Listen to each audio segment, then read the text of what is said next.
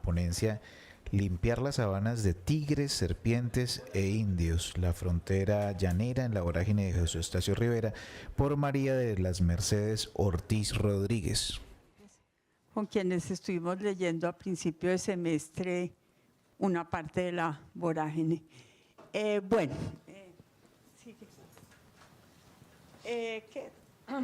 En esta ponencia lo que yo voy a hacer es examinar la representación del conflicto secular entre llaneros e indígenas en la primera parte de la vorágine que transcurre en los llanos. O sea, la vorágine no es solamente la novela de la selva, la vorágine es también la novela del llano. Yo planteo que esta representación se alimenta de la tradición oral llanera, la cual constituye un intertexto de la novela en la que los indígenas son vistos como animales peligrosos y dañinos a los cuales es legítimo exterminar. Eso es lo que pensaban los llaneros. En la obra se refrendan además los discursos de una geografía racializada en los que las llamadas periferias del país, llanos, Amazonía, Pacífico colombiano y tierras bajas del Caribe y sus poblaciones indígenas y afrodescendientes se consideraban inferiores y bárbaras. Discursos en los que se proclamaba la región andina y su población blanca como el núcleo civilizado de la nación y el cual ha acompañado toda la vida republicana de Colombia. Esta geografía racializada empieza con Francisco José de Caldas. Él pone los pilares para hablar de climas superiores, sistemas ecológicos, bueno, no decía así, pero superiores, y entonces lo único civilizado y que vale la pena, como ya mencionó también la profesora Betty, son los Andes. Siguiente, okay. No, ahí. Bueno, un breve recuento de la trama de esta parte de la obra. Arturo Cova, el poeta bogotano, y Alicia, una muchacha con la cual ha tenido un breve amorío y que quiere escapar de un matrimonio indeseable. Su familia la quiere forzar a casarse con un viejo terrateniente, huyen de Bogotá, la justicia los persigue entre otras, y se dirigen hacia una de las llamadas fronteras de Colombia, los Llanos Orientales. La novela introduce al lector con lujo de detalles en el paisaje, la geografía y la cultura llanera. En este sentido, Rivera hace un poco lo que mencionó también la profesora Betty para Jorge Isaacs. Introduce en la ciudad letrada colombiana un mundo totalmente desconocido en ese tiempo y francamente todavía ahora, que son los llanos orientales, ¿no? Entonces queda uno muy informado de muchas cosas de la cultura llanera, entre otras una terrible, la costumbre de cuiviar o guajiviar, literalmente cazar indios cuivas y indios guaivos. Existe el verbo en el llano. En el llano, Cova y Alicia hacen una gran amistad con un colono antioqueño que es dueño de la Maporita, una fundación, y conocen a un personaje siniestro llamado Narciso Barrera, que está enganchando peones llaneros para llevárselos a trabajar en las caucherías.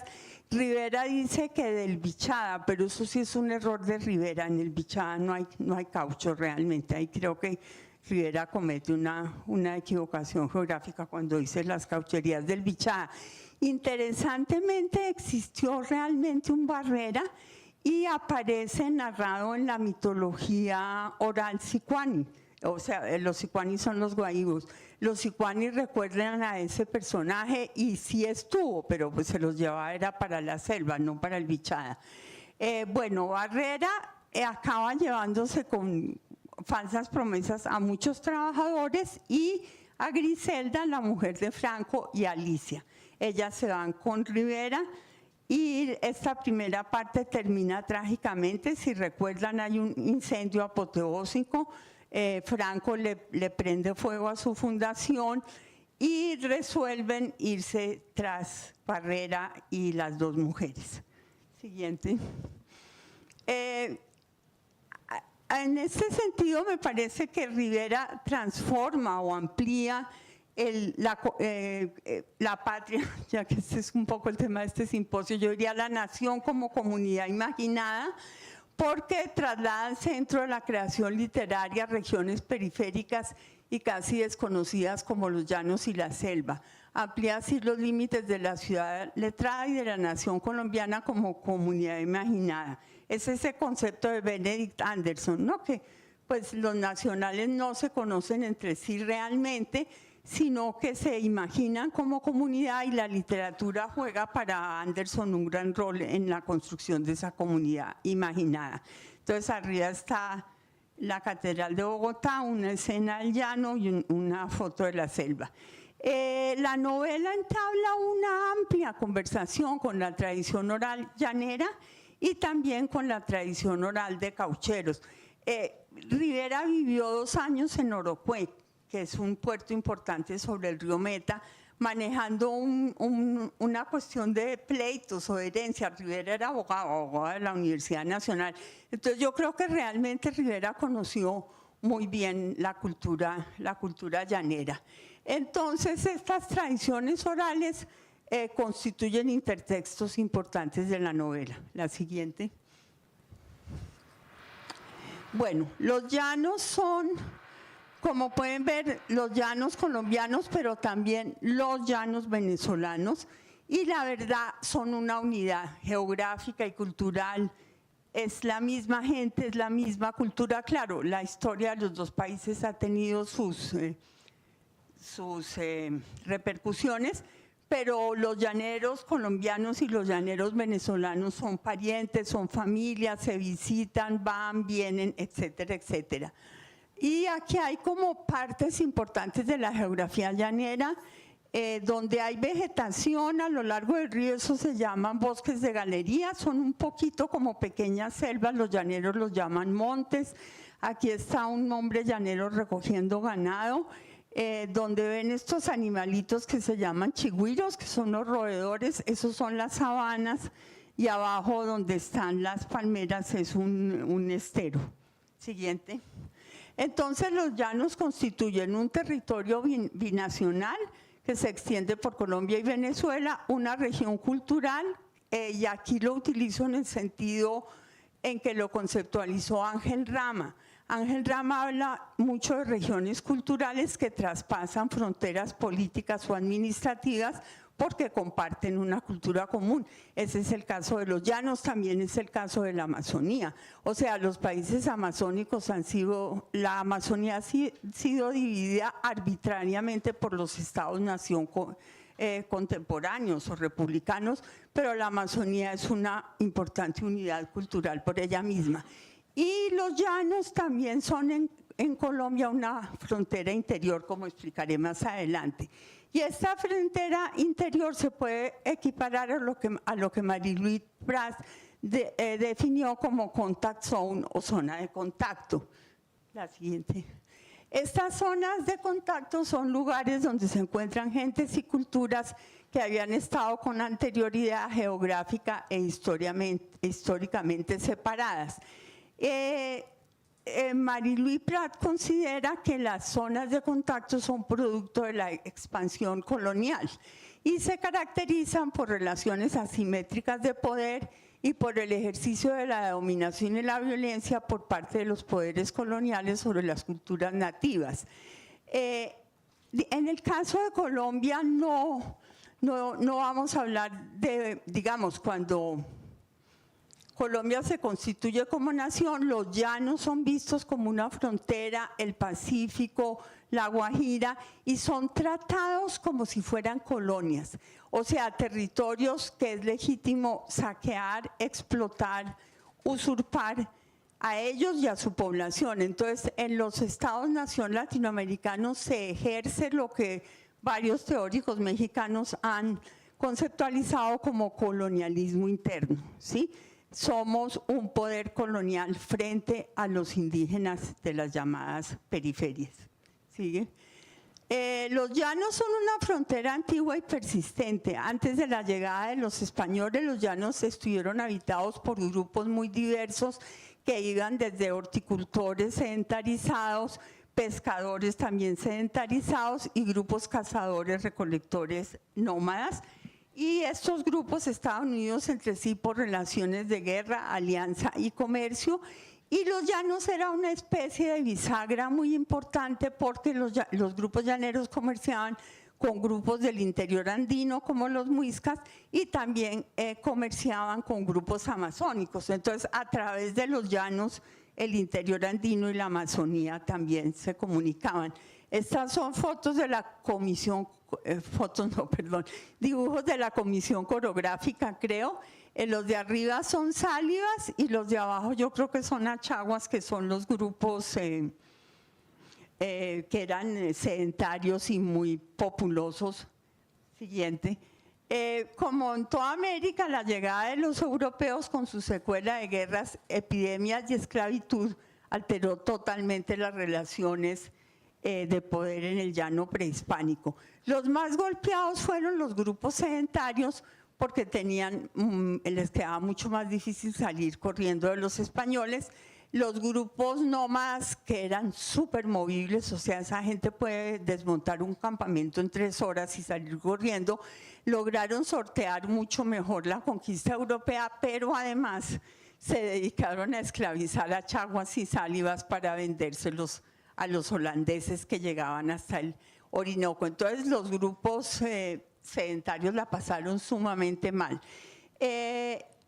Los pocos sálivas y achaguas que quedaron fueron reducidos a misiones por parte de los misioneros, los jesuitas, que fundaron unas inmensas haciendas ganaderas en los llanos. Digamos, los jesuitas son los que introducen la ganadería en el llano, y estos achaguas y sálivas reducidos y cristianizados aprendieron las labores de ganadería y son en parte el origen de lo que hoy conocemos como llaneros. Los sicuani, popularmente conocidos como guaivos, pero que se llaman a sí mismos sicuani o jiwi, empezaron a ocupar las tierras que los sedentarios habían dejado, pues porque se los habían llevado los jesuitas, los habían exterminado, o los sicuani los habían esclavizado. Entonces, y hacen una cosa muy interesante que hacen muchos grupos indígenas, y es que los sicuani incorporaron dentro de sí también a remanentes de sálivas y achaguas y empezaron a practicar la agricultura. ¿Sí? Iniciaron una agricultura incipiente. Entonces para finales del siglo XIX ya tenemos que hay como una clara diferenciación entre sicuani, que practican ya un poco de agricultura y están un poco más sedentarizados, y los cuiva, que son definitivamente nómadas. Los cuiva empezaron a ser sedentarizados a la fuerza como hacia 1970 en Colombia. Mientras tanto, los llaneros venezolanos de la Capitanía General de Venezuela cruzaron el río Arauca y fundaron en 1780 Santa Bárbara de Arauca, hoy la capital del departamento de Arauca. Del nuevo reino de Granada se desplazó también población hacia Casanare, colonos y propietarios que compraron parte de las antiguas haciendas jesuitas. Estos llaneros migraban con su ganado en busca de pastos e invadían territorios que eran los territorios de caza, pesca y recolección de los grupos cazadores nómadas, y esto encendió un conflicto que se prolongó hasta 1970. Siguiente. Los indígenas defendían sus tierras, por supuesto, y atacaban a los intrusos y su ganado. Estos contraatacaban armados de rifles. El conflicto, que se inició en el siglo XIX, solamente finalizó hasta 1972 con el juicio de la Rubiera. En este juicio se condenó por primera vez en la historia de Colombia la práctica de cuiviar y guajiviar, literalmente cazar indios Guamonae y Sicuani. Guamonae es la autodenominación de los cuiva. Práctica que había sido legitimada por lo menos durante el siglo y medio en los llanos, con la anuencia e incluso la participación de las autoridades colombianas.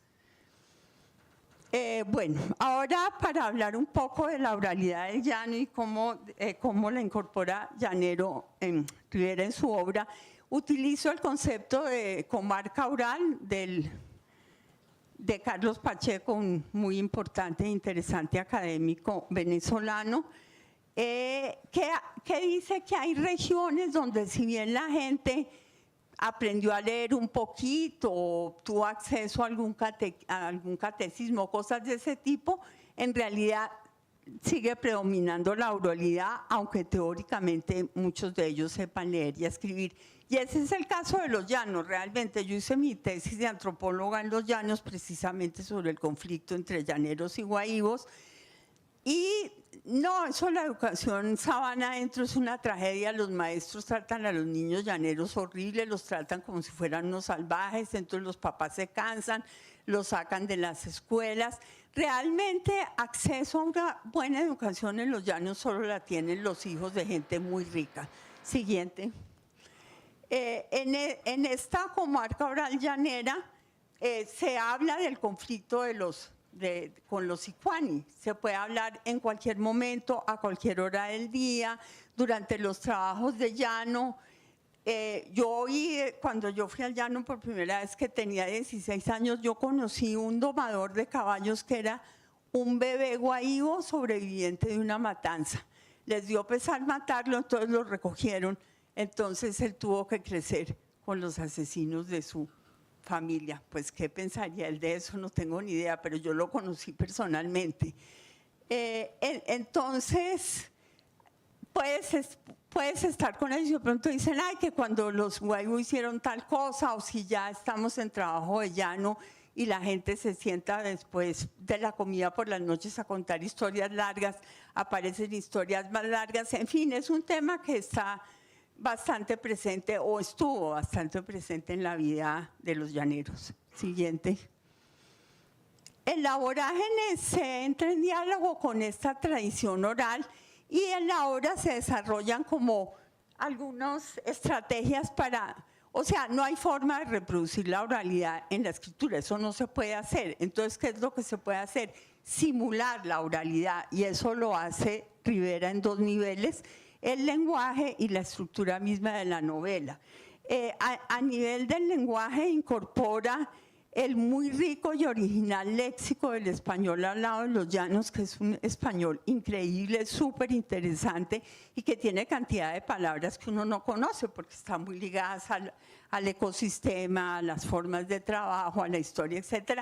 Eso aparece mucho en la vorágine y eso es muy interesante, ¿sí? Porque entonces ya nos enfrentamos que el único español que se habla en Colombia no es el español bogotano, sino que hay una enorme diversidad de españoles en las regiones. ¿Sigue? Y en cuanto a la estructura, él hace lo mismo que hacen los llaneros en la vida diaria. Un pedacito aquí, otro pedacito acá en otra siguiente página. Entonces digamos, le toca a uno una lectura muy minuciosa de esa parte de la obra, porque a veces es una frase, a veces son 2 frases, a veces alcanza a ser un párrafo. Entonces toda esta historia aparece salteada, no está concentrada en la novela. El conflicto con los indígenas era un acontecer normal y cotidiano para los llaneros, que lo acababan naturalizando, legitimando así su violencia en contra de estos. En la obra se procede de manera similar, ya que estos cuentos, comentarios y menciones sobre los indios se deslizan en las conversaciones de los personajes al azar, casi inocentemente, como algo natural, y eso es grave. Para entender estas observaciones sobre los indios es importante entender la situación y poder social de los que conversan sobre el tema. Fidel Franco, el dueño de la Amaporita, es el primero en referirse a los indios. Este personaje se describe en la novela como superior a los llaneros, o sea, hay sus prejuicios en la novela y bastante. Sigue.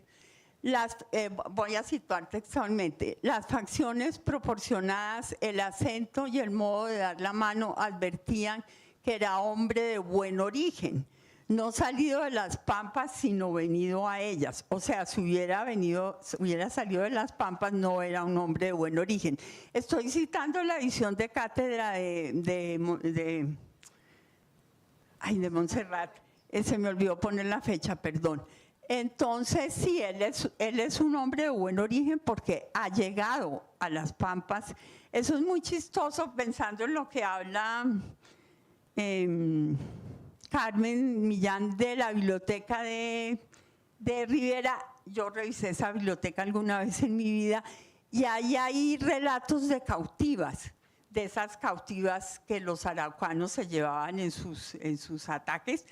Pampa no es una palabra que se usa en Colombia, entonces yo creo que ese uso de la palabra pampa viene de ahí o de Sarmiento o de alguien, pero no es una palabra que usemos en el español de Colombia. Bueno, voy a leer la cita textual. Y para colmo, los indios guaigos de las costas del Guanapalo, que flechaban reses por centenares, asaltaron la fundación del Atico, llevándose a las mujeres y matando a los hombres. Gracias a que el río detuvo el incendio, pero hasta no sé qué noche se veía el lejano resplandor de la candelada. Siguiente. Bueno, Franco orienta a sus oyentes a la manera en que lo hacen los llaneros, ubicando ríos y hatos y fundaciones. Los sicuani también se orientan por los ríos. No dice nada sobre las posibles razones que motivaban tales ataques por parte de los indios. Cova le pregunta que cómo defendería su propia vivienda y Franco responde: con 10 jinetes de vergüenza bien encarabinados no dejaremos indio con vida. O sea, Franco propone de frente lo que propondría cualquier llanero: vamos y los matamos. Cova no objeta nada ante el plan de una futura masacre de guaivos, con lo cual este proceder queda legitimado de alguna manera o por lo menos queda sin ser cuestionado.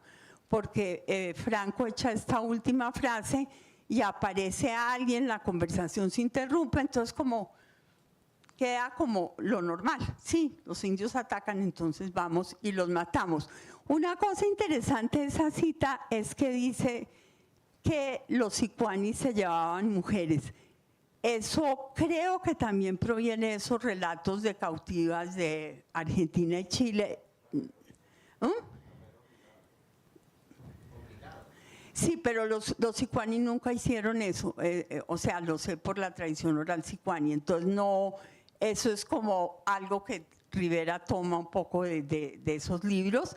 Y la otra cosa es que los indios desjarretaban las reses, y eso sí es verdad, porque los indios veían no solamente a los hombres como sus enemigos, sino también a las reses, porque las reses se comían el pasto que alimentaba a los animales de cacería de las cuales ellos vivían. Entonces, para los indígenas, las reses eran igualmente un peligro, entonces les cortaban un músculo en las piernas y claro, eso enfurecía a los llaneros de la manera más espantosa, pero es muy interesante pensar que los animales en sí mismos también constituían un peligro para los indígenas.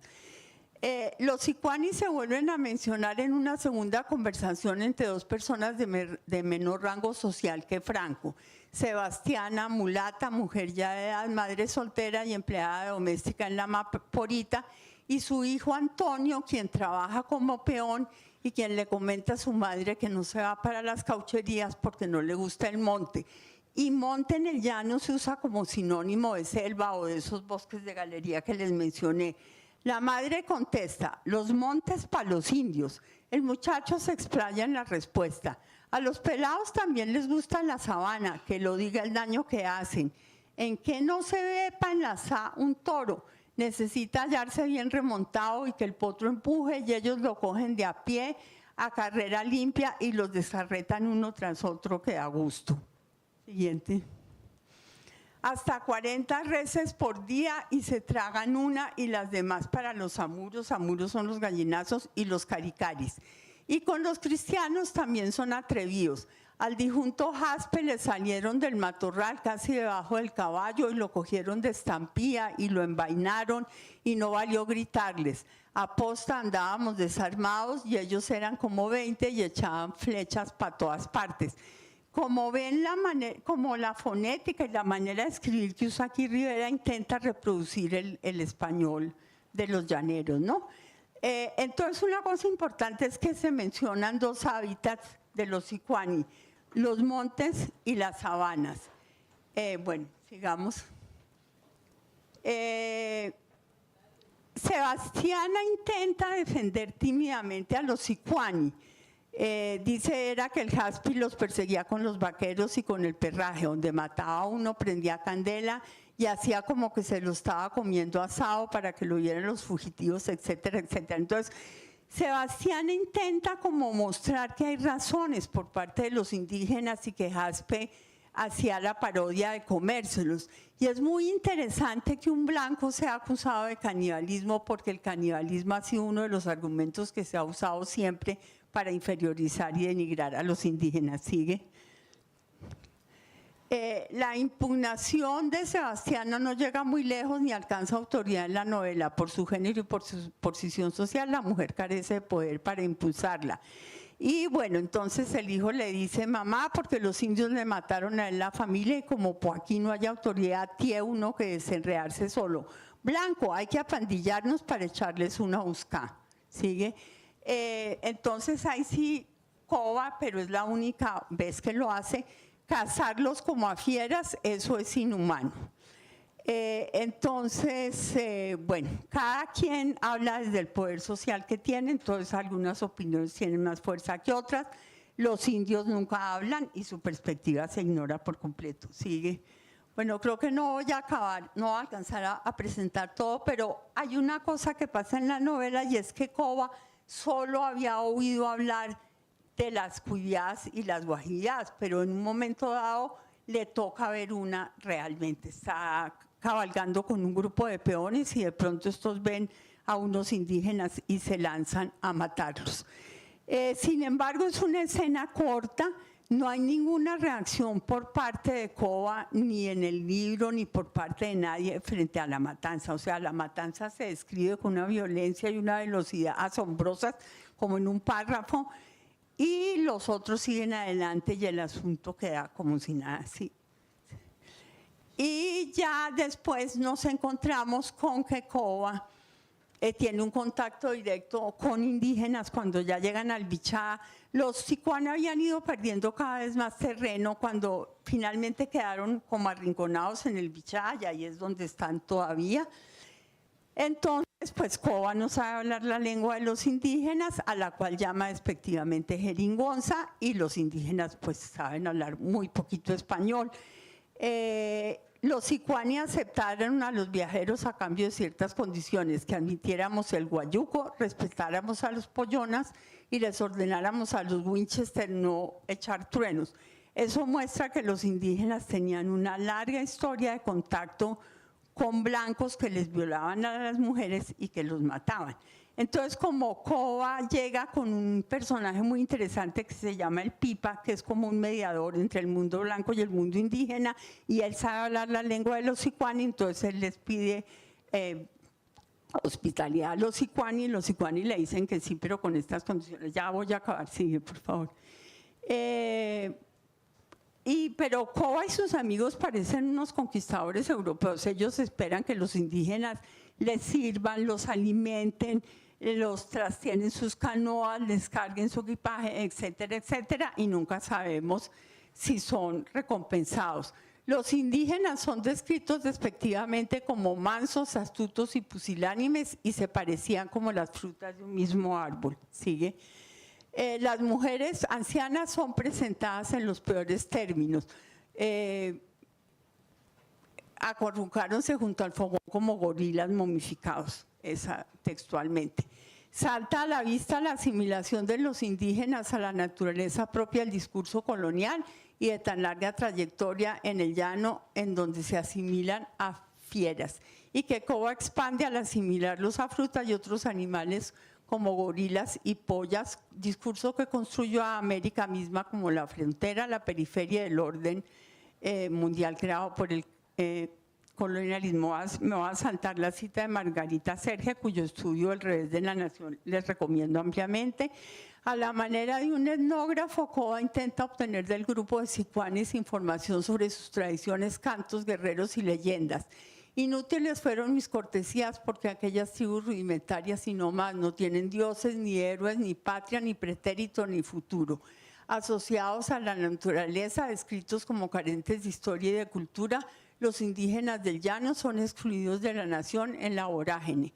La vorágine se hace así eco del proyecto dominante en Colombia en relación con los llamados salvajes que habitaban los territorios de frontera, dentro del cual estos estaban excluidos de la ciudadanía y de las leyes colombianas hasta que no fueran civilizados y cristianizados y dejaran atrás su cultura. Y la última, y bueno, había una enorme preocupación entre los intelectuales colombianos de las primeras décadas del siglo XX sobre un país como el nuestro, que era un país predominantemente mestizo, iba a poder progresar y desarrollarse porque estábamos mezclados con razas inferiores como los indios y los afrodescendientes. Entonces está Miguel Jiménez López, un boyacense, y Luis López de Mesa, bastante conocido, que expusieron todas sus historias racistas sobre los colombianos y que Laureano Gómez refrendó en 1950, creo, en un discurso en algún teatro en Bogotá.